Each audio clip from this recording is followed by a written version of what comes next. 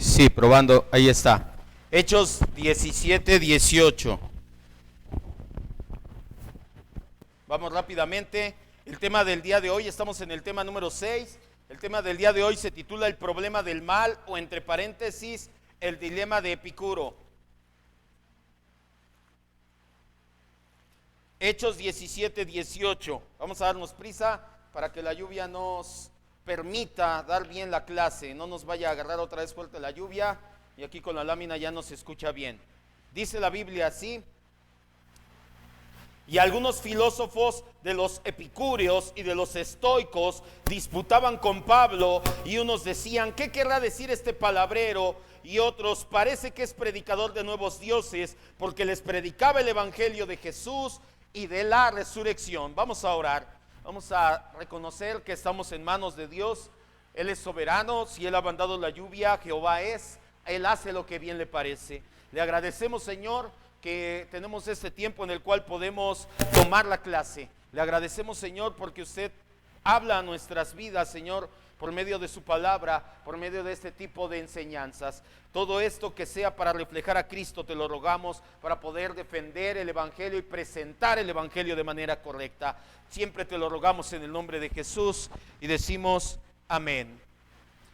Uno de los principales obstáculos que enfrenta la fe cristiana, y por lo tanto va a encontrar el apologeta. Acuérdese, todos somos llamados a ser apologetas, todos somos llamados a ser defensores de la fe cristiana. Entonces tú y yo vamos a encontrar este obstáculo, si no es que ya te lo has encontrado alguna vez. Es el llamado problema del mal. Si Dios es bueno, si Dios es todopoderoso, ¿por qué permite la maldad y el sufrimiento? Se preguntan. No puedo pensar en ninguna pregunta más inquietante que esta. Incluso para algunos cristianos, me he topado con cristianos sinceros, cristianos que aman al Señor, pero que cuando llega la prueba a sus vidas, cuando llega el dolor, se cimentan, son conmovidos, y muchos hasta dan pasos para atrás, porque se murió, porque el Señor no hizo, porque si yo era esto. Muchos cristianos también somos sacudidos con esta pregunta: ¿por qué Dios permitió la maldad? ¿Por qué Dios me permitió sufrir esto? Esto, más que una pregunta filosófica, es una pregunta personal y dolorosa. Preguntas como: ¿por qué permitió que mi papá muriera cuando yo era un niño? ¿Por qué Dios permitió ese tsunami, ese huracán, ese terremoto? ¿Por qué niños están muriendo de hambre en África? Si Dios es bondadoso, si Dios es poderoso, ¿por qué Dios permite eso? Probablemente este sea el desafío más grande, o al menos el más común, que se va a encontrar el cristiano cuando presente el evangelio. Sí, pero ¿por qué murió mi papá cuando yo esto? ¿Pero por qué Dios permitió esto? ¿Pero por qué los niños en África? ¿Pero por qué hay violadores? ¿Pero por qué hay asesinos? Todas estas interrogantes del sufrimiento llevan a otra pregunta mayor. Si Dios es amor, si Dios es bondad, si Dios es omnipotente, ¿cómo puede permitir que sus criaturas sufran? Este dilema lleva a muchos a poner en duda la existencia de Dios. Yo no creo que Dios exista, porque si Dios existiera no pasarían cosas malas, dicen. Muchas veces esta actitud justifica su sufrimiento, es para expresar el sufrimiento. Y expresan la pregunta: Dios, ¿por qué? ¿Por qué sucede esto? La tendencia general es blasfemar cuando la gente pasa por ese tipo de sufrimientos. El problema del mal confunde a teólogos y filósofos. Esto viene desde la antigua Grecia. Hay un filósofo llamado Epicuro de Samos, fundador de la escuela que lleva su nombre. Lo acabamos de leer, el epicureísmo. Epicuro de Samos fundó una escuela filosófica llamada epicureísmo, que tenía dos doctrinas principales: hedonismo y atomismo. ¿Qué es el hedonismo? Ya se lo he dicho otras veces. ¿Alguien se acuerda qué es el hedonismo? Exacto, cuando dices el bien del ser humano o el propósito del ser humano es ser feliz. Él era un hedonismo clásico, por así decirlo. Él decía que la felicidad espiritual era lo que hacía al hombre bien, a lo que hacía al hombre que fuera elevado. No tanto la felicidad como sálvete de fiesta, drógate, vive todo lo que quieras, al cabo nada más hay esta vida. Ese es el hedonismo extremo que se vive hoy en día. Epicuro era hedonista y atomista. ¿Qué es atomista? Que era de los primeros filósofos que creía que todo el universo estaba hecho de átomos, pero átomos al azar, que se juntaban y formaban personas, cosas, y que cuando alguien moría, esos átomos ya se dispersaban y ya, hasta ahí se acabó la vida. Epicuro plantó el siguiente dilema.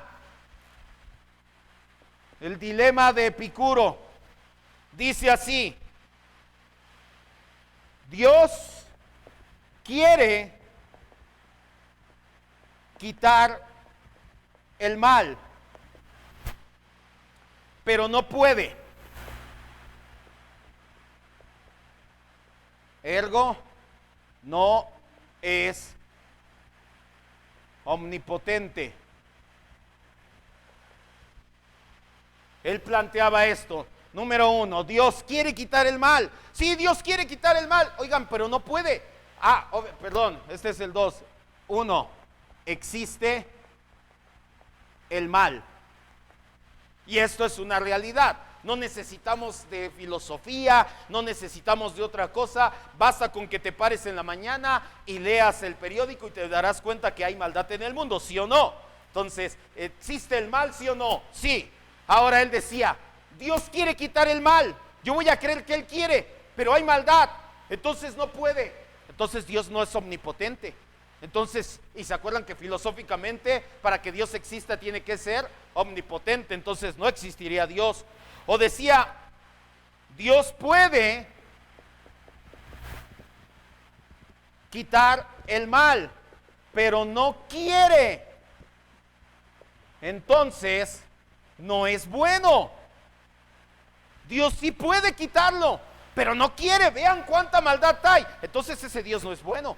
Ese Dios que ustedes dicen no es bueno. Ahora, a lo mejor dice, Dios puede y quiere quitar el mal, pero no sabe de dónde viene. Entonces ahí Dios no sería ¿qué? Omnisciente. Ahora dice, número 5, por último, Dios puede, quiere, sabe de dónde viene y quiere quitar el mal, pero aún así hay maldad. Entonces, ¿por qué adorar a ese Dios?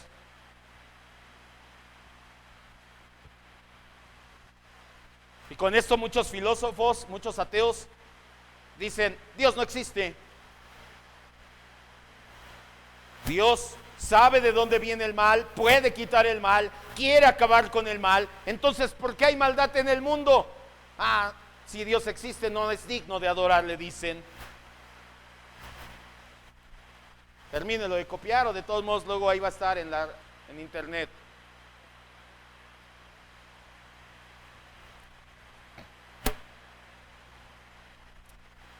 De hecho, los argumentos de Epicuro son tan antiguos que en la iglesia primitiva, cuando estaba creciendo y expandiéndose en el mundo grecorromano, apóstoles como el apóstol Pablo se encontraron con hombres que ya creían en el epicurismo. Lo acabamos de leer. Se dedicaban a explicar el mundo de manera naturalista y evolucionaria. No hace falta un Dios, no crean en dioses, decían los epicuros. Ellos decían, ¿para qué quieres creer en dioses si no son buenos, no son omnipotentes, no son omniscientes? No necesitamos más que creer en la naturaleza, decían ellos. En la Biblia podemos ver que los epicúreos y estoicos se opusieron a Pablo porque no aceptaban la idea de un Dios personal y creador, sino que preferían creer que todo vino de una materia eterna y por el azar, nada de que Dios mete su mano en la vida de los seres humanos.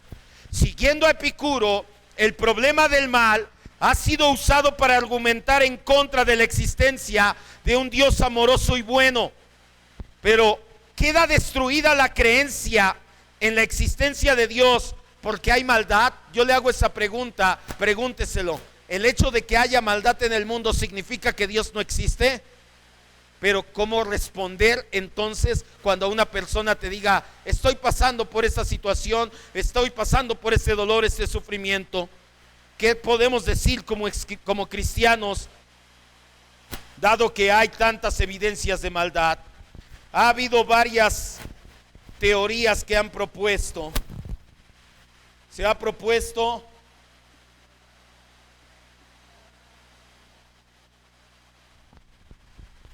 el dualismo.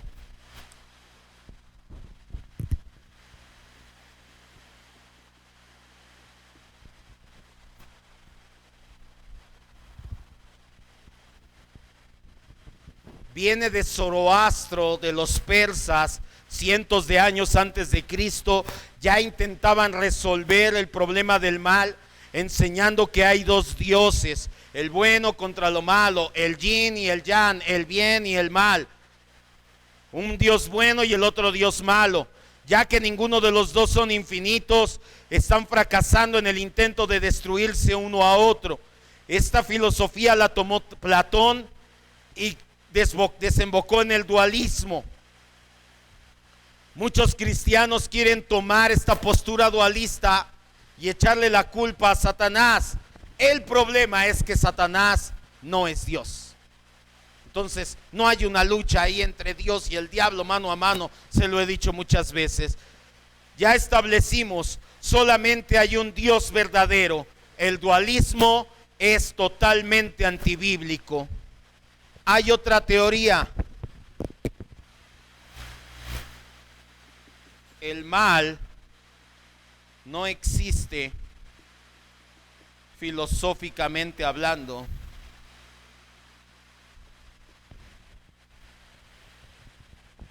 Y esta la propuso Agustín de Hipona en Ciudad de Dios. Muy gran obra esa, y confesiones tremendas. Agustín de Hipona decía que el mal no existe verdaderamente, que Dios creó todas las cosas buenas y que entonces todo lo bueno es creado. Por lo tanto, el mal, como no es bueno, no fue creado por Dios, el mal no existe filosóficamente hablando. Tiene razón. Todo lo que Dios hace es bueno. Si tú te encuentras 100 pesos es bueno. Si a ti Dios permite que se te pierdan 1000 pesos, ¿es malo? No te gusta, pero es bueno. ¿Verdad, sí o no?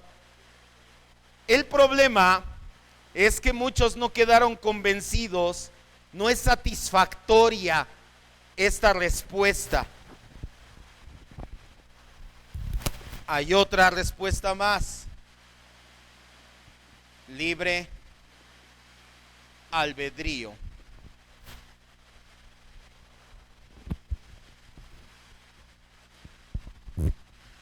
No.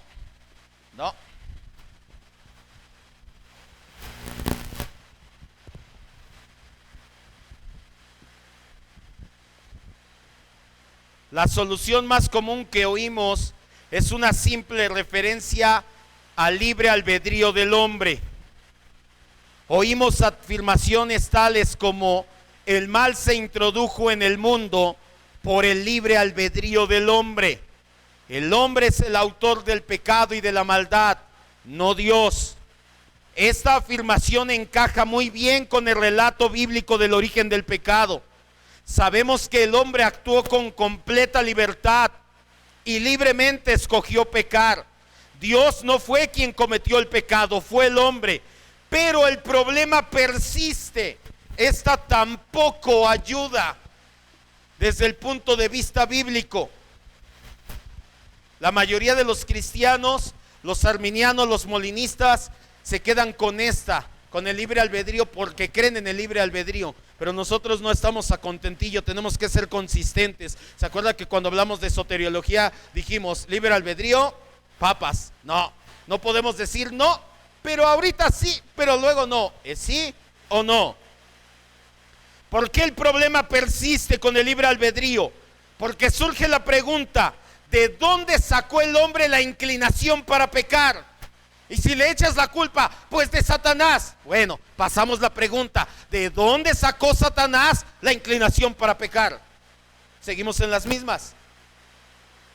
Si fue creado con deseos de pecar, entonces eso arroja sombra o mancha en la integridad de Dios.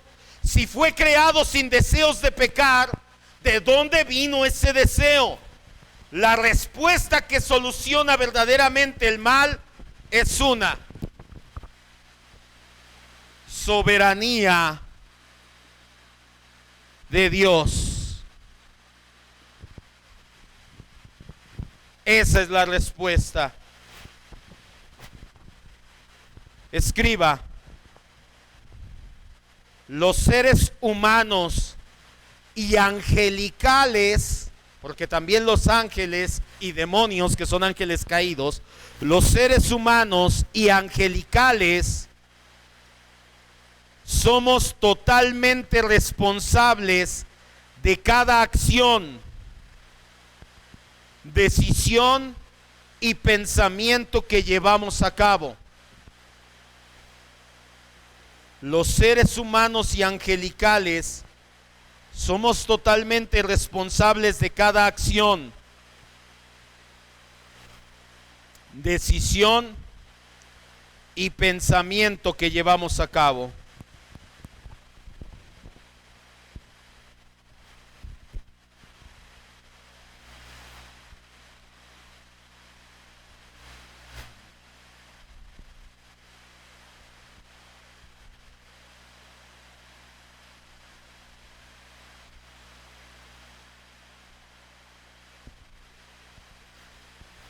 Para que lo entendamos, esto ya lo habíamos visto hace varios años cuando hablamos de teología, de los atributos de Dios, de la soberanía de Dios.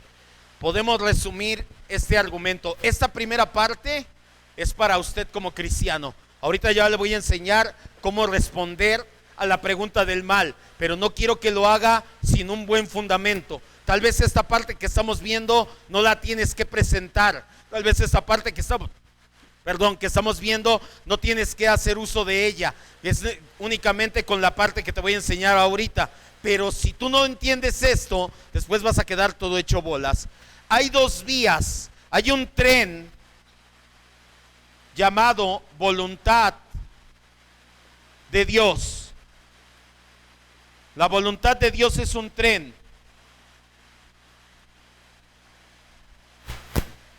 Que se mueve sobre dos vías. Una vía se llama soberanía de Dios. La otra vía se llama responsabilidad humana.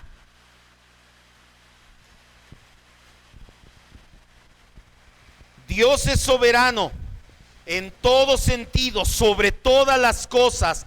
Dios es soberano en nuestras vidas.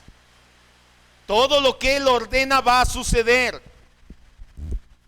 Su voluntad, un tren llamado su voluntad, va a suceder sí o sí. Pero para que ese tren o esa voluntad suceda, tiene que andar sobre un par de vías, unos rieles.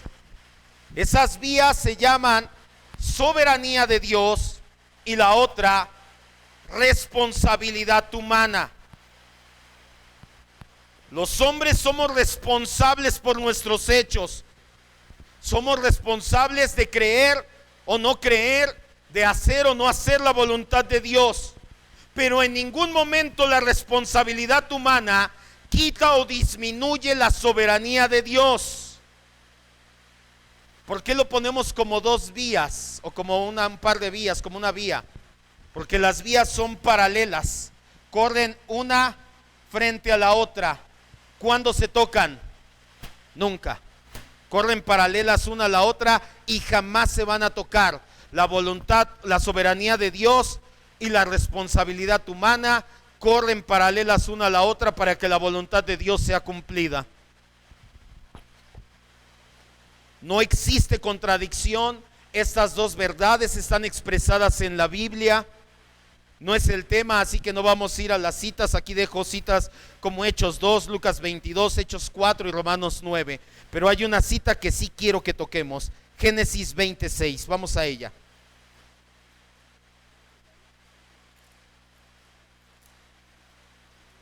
Porque esta va a abrir su panorama con respecto al pecado y la maldad mucho. Génesis 26.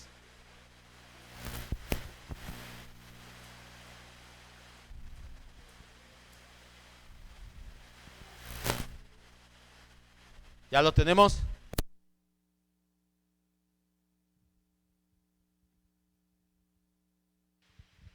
Génesis 26. Total, si voy a estar con él. Si voy a estar con la mano así ocupada, pues ¿va? No se escucha. Génesis 26, ¿ya lo tenemos? Este se escucha mucho mejor. Dice la Biblia, y le dijo Dios en sueños, yo también sé que con integridad tu corazón te has hecho esto, y yo también te detuve de pecar contra mí, y así no te permití que la tocaras. En este pasaje tenemos un claro ejemplo, un caso donde Dios detuvo a Abimelech de pecar. Abimelech llegó a Abraham con su esposa y dijo, es mi hermana. Abimelech la vio y dijo, qué bonita mujer, yo quiero que esa sea mi mujer. Se acuesta a dormir y en sueños Dios le dice, no la toques, no quiero que la toques, porque si tú la tocas viene maldición sobre de ti. Él despierta y Dios le dice, yo te detuve de pecar contra él. Dios detuvo a Abimelech de pecar, impidió que lo hiciera, que hiciera de sí mismo o que hiciera el pecado. Si Dios puede hacer esto, mucha gente se pregunta, ¿por qué entonces no detuvo a Adán de pecar? ¿Por qué no detuvo a Satanás de pecar? ¿Dios puede hacer que dejes de pecar? Sí. ¿Por qué no hizo que dejara de pecar Adán? ¿O por qué no hizo que no pecara Satanás? De todos los atributos que Dios tiene, ahorita va a entender por qué Dios permitió su plan, su voluntad, su tren llamado voluntad, es que el hombre pecara o la maldad en el mundo. ¿Por qué la permitió? Porque de todos los atributos que Dios tiene, inmutabilidad, eternidad, omnisciencia, unidad, amor, santidad, ira, hay tres atributos que son imposibles de mirar sin la presencia del pecado: su bondad, su misericordia y su gracia. Por eso Dios no detuvo de pecar a Satanás, por eso Dios no detuvo de pecar a Adán, porque hubiéramos podido admirar su omnisciencia, su omnipotencia, hubiéramos podido admirar su unidad, su amor, su fidelidad, pero no hubiéramos podido admirar su bondad, no podríamos admirar su misericordia y no podríamos admirar su gracia. Por ese motivo es que he mencionado muchas veces anteriormente, la desobediencia de Adán en el huerto no sorprendió a Dios. Ya lo tenía Dios planeado, su voluntad ya estaba lista. Esto sin tocar la responsabilidad del hombre y en su total soberanía. Las preguntas que le hizo Adán fueron retóricas. ¿Dónde estás? ¿Qué hiciste? ¿Quién te enseñó que estabas desnudo? Solamente fueron para sacar a luz la falla de Adán. ¿Sí vamos bien? ¿Seguros? Esto ya más o menos lo manejábamos. Ok, una vez que entendemos esto, estamos listos para lo que sigue. Déjeme borrar aquí arriba.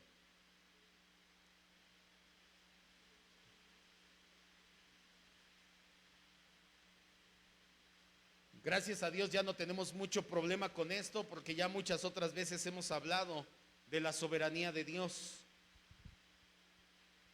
Ok, cuando nos pregunten por qué Dios permite el mal, por qué Dios permite el sufrimiento, por qué Dios permite todo esto, tenemos que identificar la pregunta en tres categorías. La primera, cuando las cosas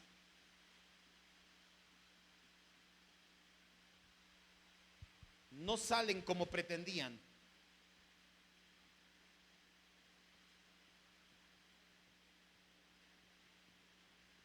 Si a una persona te dice, ¿por qué Dios permite esto? Yo no creo en tu Dios. Identifica cuando las cosas no salen como pretendían. Debemos de aclarar a las personas que si no se ganaron la lotería, que si su equipo de fútbol perdió, que si no les dieron un ascenso en el trabajo o cualquier situación parecida no se da, no significa porque el mal alcanzó su vida y Dios no hizo nada al respecto. Reclamarle a Dios cuando las cosas no nos están saliendo bien solamente es muestra de lo infantil y de lo egocéntrica que es la forma de pensar. Pero es que Dios sabe que yo necesitaba la lotería. Sí, ¿has visto esa película de Todopoderoso? Si todo mundo se saca la lotería que oró en la noche, Dios, tú sabes que necesito la lotería. ¿De a cuánto les tocaría? De a nada, de a 25 centavos les tocó ahí. Señor, tú sabes que yo quería que ganara mi equipo. ¿Y tú crees que los del otro equipo no querían que ganara su equipo? Entonces, esas preguntas son infantiles. Señor, tú sabes que quería el ascenso. Llegas temprano, estás capacitado, haces bien tu trabajo. No, pero oré en la noche con muchas ganas. No, entonces, ese tipo de preguntas, cuando no te salen las cosas como tú pretendías, o te dicen, yo no creo en Dios porque a mí no me salieron las cosas. ¿Qué no te salió? No me aumentaron el sueldo. ¿Y qué haces para que te aumenten el sueldo? Pues nada. Ese tipo de preguntas no valen.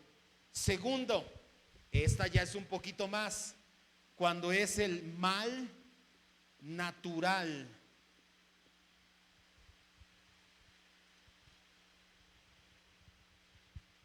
Cuando suceden catástrofes naturales como inundaciones, huracanes, terremotos, incendios forestales, aquí tenemos tres respuestas.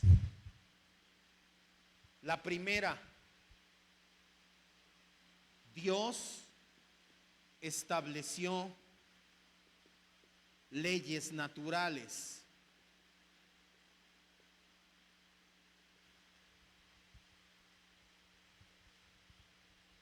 De hecho, esas leyes naturales son racionales y confiables.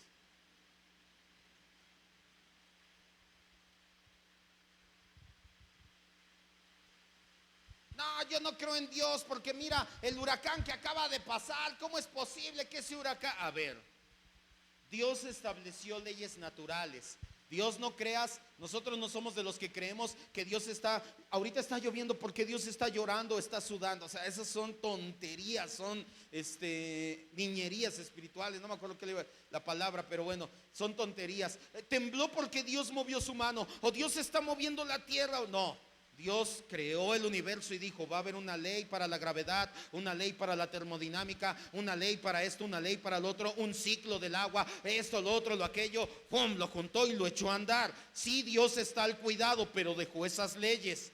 A veces las catástrofes resultan porque esas leyes están funcionando.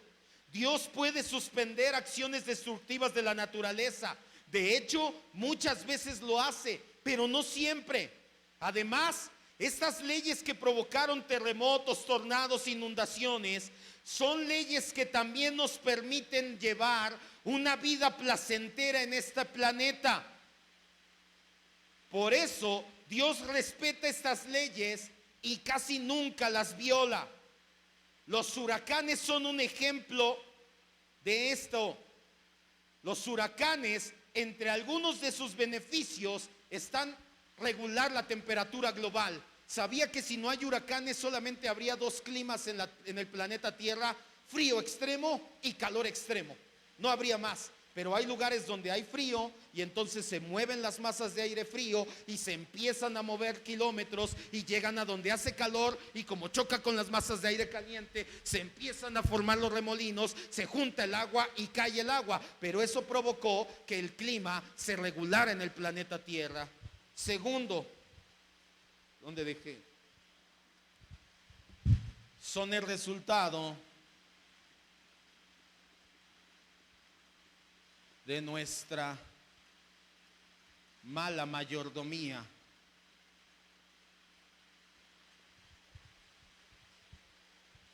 Se acaba de incendiar el Amazonas.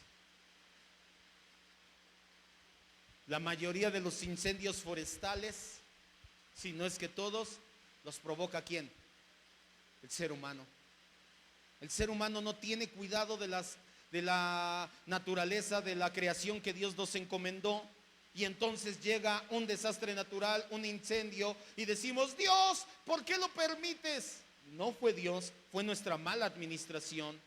Debemos de ser sinceros y admitir que muchas de las veces los desastres naturales o el mal natural es consecuencia de nuestra mala administración de la creación de Dios.